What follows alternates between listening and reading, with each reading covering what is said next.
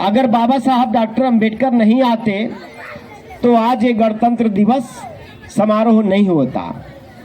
ये बाबा साहब डॉक्टर अंबेडकर ही है कि आज हम सब लोग इस देश के अंदर बराबरी का हमको हक मिला, हम सबको बराबरी का सम्मान मिला और बाबा साहब डॉक्टर अंबेडकर के संविधान की बदौलत मिला और संविधान लागू हुआ इस देश में।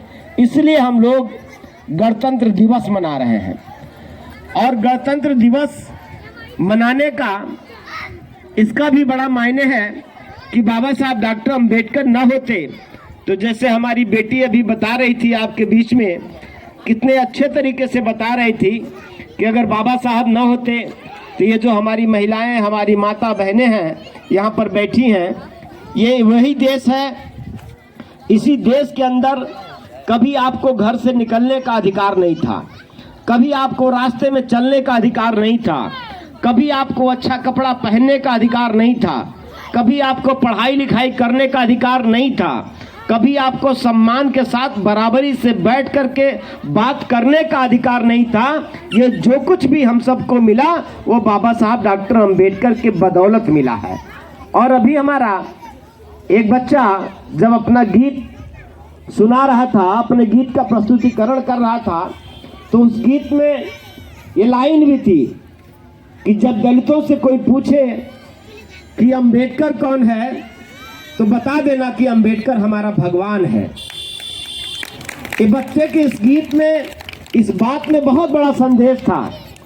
और जो बात है अंबेडकर हमारा भगवान है वो इसलिए है कि अगर बाबा साहब डॉक्टर अंबेडकर नहीं होते तो आज हम सपना नहीं देख पाते कि हम भी अपने बच्चे को डॉक्टर बनाएंगे, इंजीनियर बनाएंगे, हम भी अपने बच्चे को एसडीएम बनाएंगे, डीएम बनाएंगे, हम नहीं सपना देख पाते।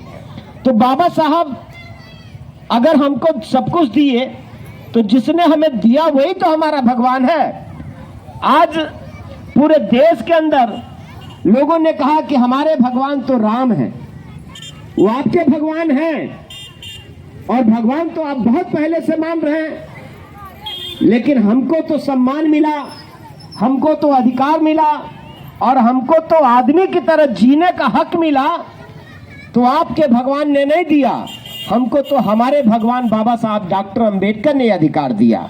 अगर बाबा साहब नहीं होते तो आज हम सब लोग एक साथ बैठ करके अपनी बात नहीं कर पाते। आज आपके शरीर पर जो साफ सुथरा कपड़ा दिखाई दे रहा है, यदि आज ये सब कुछ मिला हम लोगों को, ये सिर्फ और सिर्फ बाबा साहब डॉक्टर अंबेडकर की बदौलत मिला है।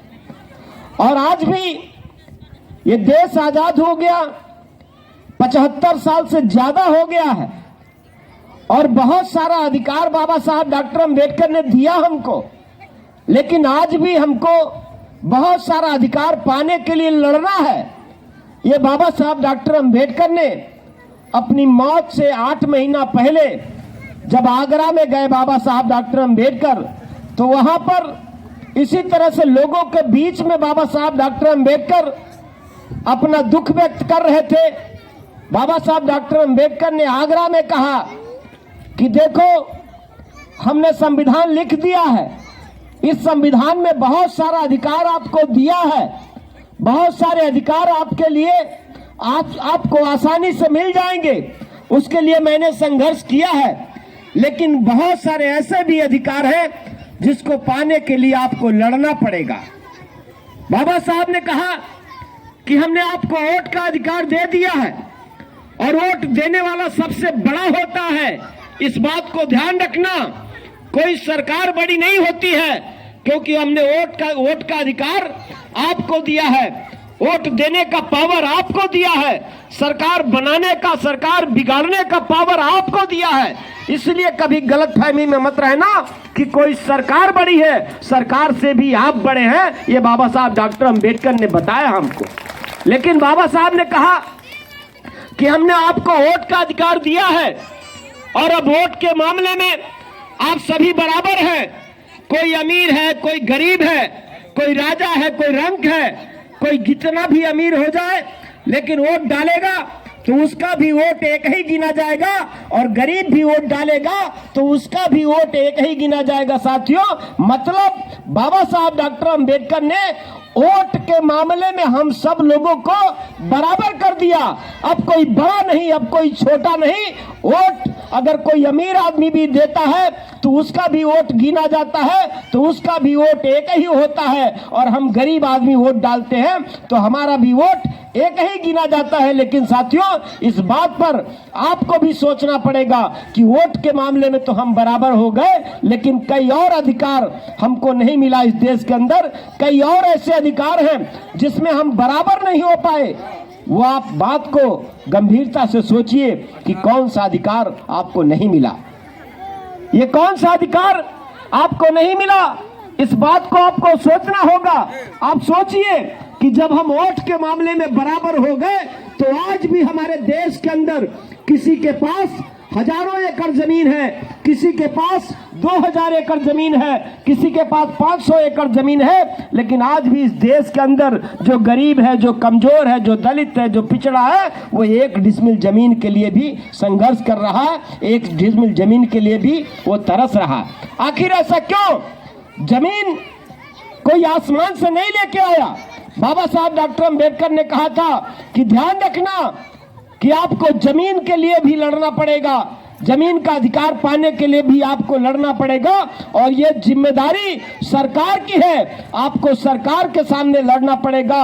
अगर जनता एक साथ मिल करके, एकजुट होकर के अगर जनता ने संघर्ष किया तो निश्चित तौर पे आने वाले दिनों में बाबा साहब डॉक्टर अंबेडकर का वो सपना भी हम लोग पूरा करेंगे कि सबको बराबर बराबर जमीन का बंटवारा होना चाहिए इस देश के अंदर। किसी के पास लाखों एकड़ जमीन, किसी के पास हजारों एकड़ जमीन, ये अन्याय नहीं चलेगा।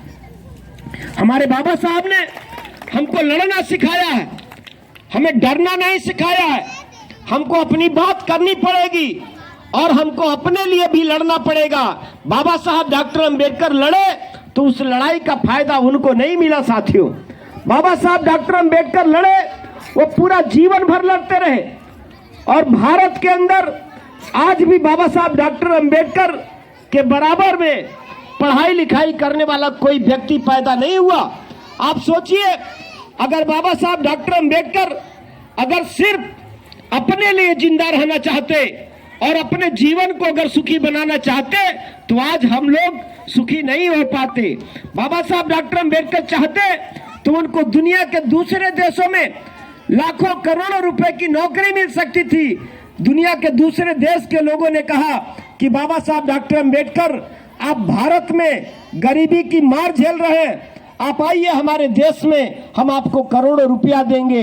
तो बाबा साहब ने वो करोड़ों रुपया लेने से इनकार कर दिया। वो कहा बाबा साहब ने कि एक अंबेडकर के सुखी होने से क्या होता है, अगर अंबेडकर सुखी हो जाएंगे तो उसका क्या फायदा, जब हमारे समाज के लाखों लोग गरीबी और मुफलिसी में जीने के लिए मजबूर हो जाएंगे। इसलिए बाबा साहब डॉक्टर अंबेडकर ने